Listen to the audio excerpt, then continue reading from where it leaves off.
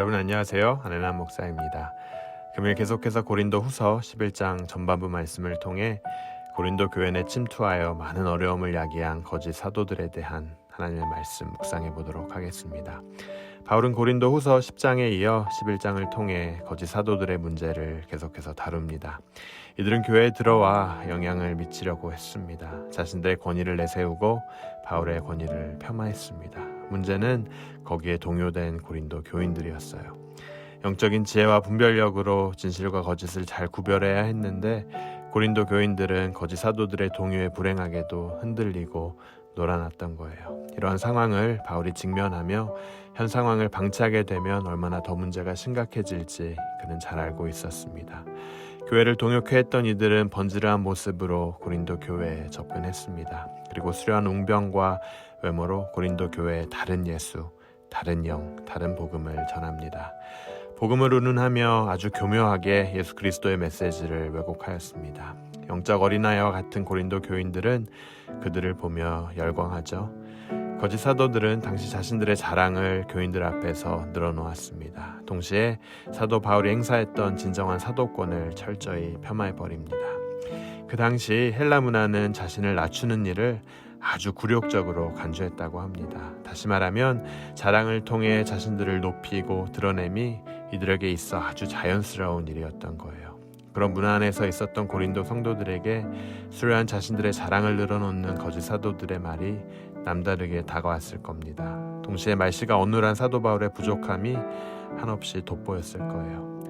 거짓 교사들의 어리석은 자랑에 감쪽같이 속은 고린도 교회는 서서히 부패해갑니다. 교회가 미혹으로 변질되어가는 순간 그들과 예수님과의 관계 또한 변하고 있었던 거예요.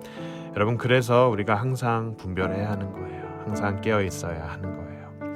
바울도 예수 그리스도에 대해 말하고 거짓 사도들도 예수 그리스도에 대해 말했지만 바울의 동기는 이들을 향한 사랑이었고 거짓 사도들의 동기는 미혹이었던 겁니다. 금일 말씀이 이렇게 전하고 있습니다. 금일 말씀 2절에서 4절까지의 말씀입니다.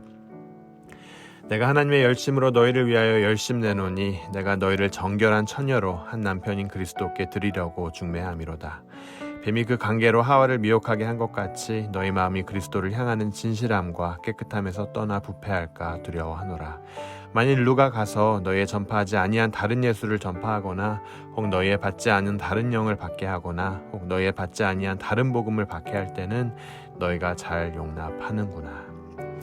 바울은 창세기 3장에 나타난 인류의 원죄 이야기를 고린도 성도들에게 나누며 지금이 마치 그때와 같다고 말합니다. 뱀이 하와를 미혹한 것처럼 거짓 교사들이 고린도 교회를 유혹하고 있음을 경고합니다. 그들의 마음이 그리스도를 향한 진실함과 깨끗함에서 떠나 부패할까 두렵다고 전합니다.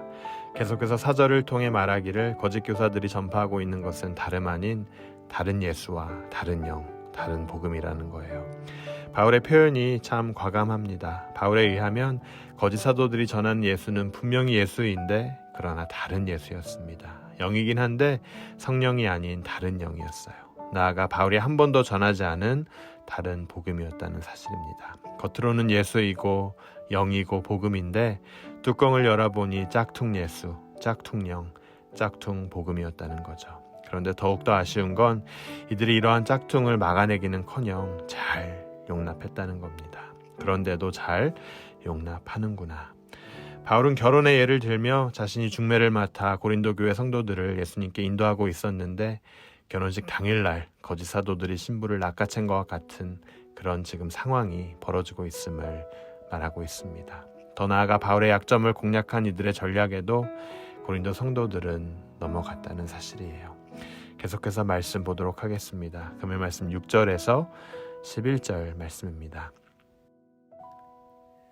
내가 비록 말에는 조라나 지식에는 그렇지 아니하니 이것을 우리가 모든 사람 가운데서 모든 일로 너희에게 나타내었노라.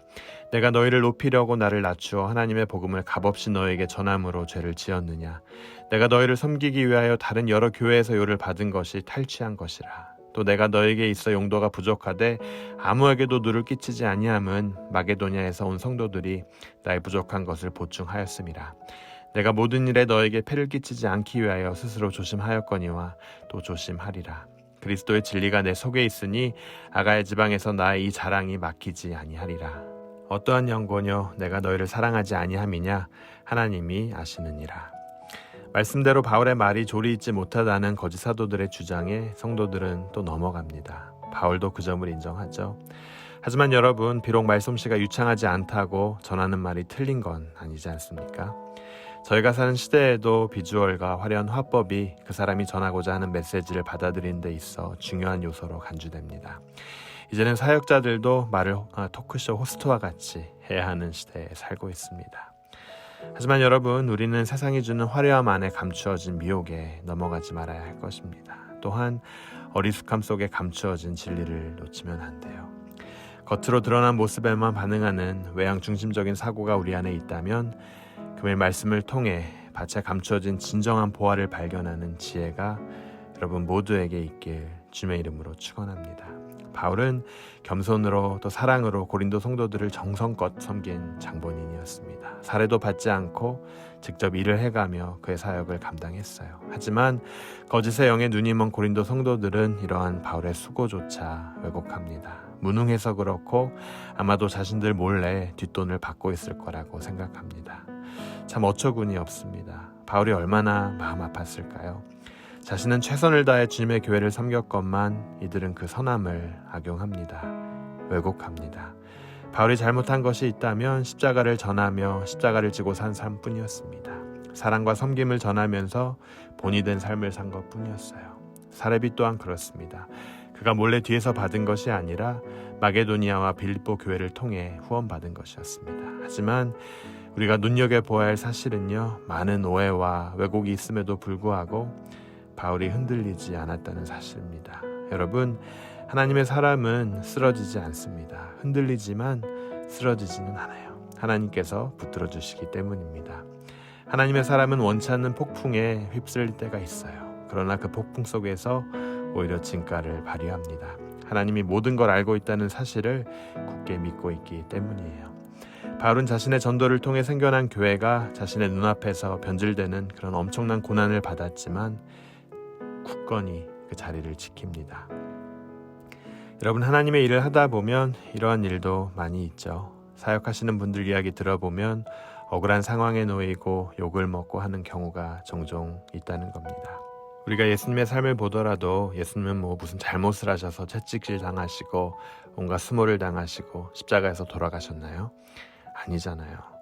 바울의 고린도 교회를 향한 마음은 사랑의 마음이었습니다. 11절이 그 사실을 전합니다. 어떠한 까닭이냐? 내가 너희를 사랑하지 아니함이냐? 하나님이 아시느니라. 바울이 고린도 교회를 사랑으로 보여주었던 삶은 구체적으로 자신을 낮추는 삶이었습니다. 하나님의 복음을 값없이 전하는 삶이었습니다. 또한 함께 있을 때 누를 끼치지 않고자 스스로 조심하고 또 조심하는 삶이었습니다. 이와 같이 고린도 교인들을 향한 바울의 사랑은 삶의 현장에서 그들을 향한 구체적인 섬김이 되었습니다.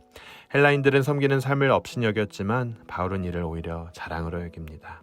사랑과 섬김의 삶이야말로 예수 그리스도께서 우리에게 보여주신 삶이기 때문입니다.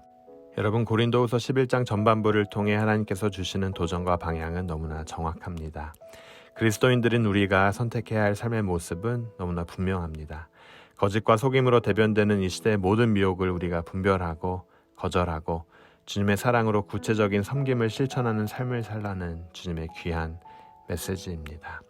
세상은 섬기는 자를 우습게 볼 수 있어요. 무시할 수 있어요. 하지만 이 삶이 예수님께서 인류를 향해 보여주신 모순적인 하지만 위대한 사랑의 모습이었고 온 우주를 다스리시는 왕의 모습이었다는 사실입니다. 거짓과 진리를 분별함으로 사랑과 섬김의 삶을 통해 우리 자신과 하나님과의 관계가 더욱 돈독해지는 그런 하루가 되길, 그런 2020년 가을이 되길 주님의 이름으로 간절히 축원합니다. 우리 함께 기도하도록 하겠습니다.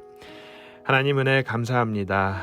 다른 예수, 다른 영, 다른 복음을 전하는 사단의 미혹이 더욱 두터운 시대를 우리가 살아갑니다. 외향중심적 모습과 사고로 인해 야기된 거짓과 속임들이 복음의 메시지를 왜곡하는 이 시대에 저희가 거짓을 분별함으로 여러 유혹을 거절하고 사랑과 섬김의 삶으로 나아가게 하여 주시옵소서. 뱀의 미혹으로 인해 하나님과의 관계가 일그러진 주님의 교회가 있다면 이 시간 기억하여 주시고 불쌍히 여겨주시고 구원의 손길을 더하여 주시옵소서. 분별하는 삶을 통해 사랑으로 섬기는 삶을 통해 주님의 교회가 다시 일어나게 하여 주시옵소서. 이 모든 말씀 예수 그리스도의 이름으로 간절히 기도드립니다. 아멘.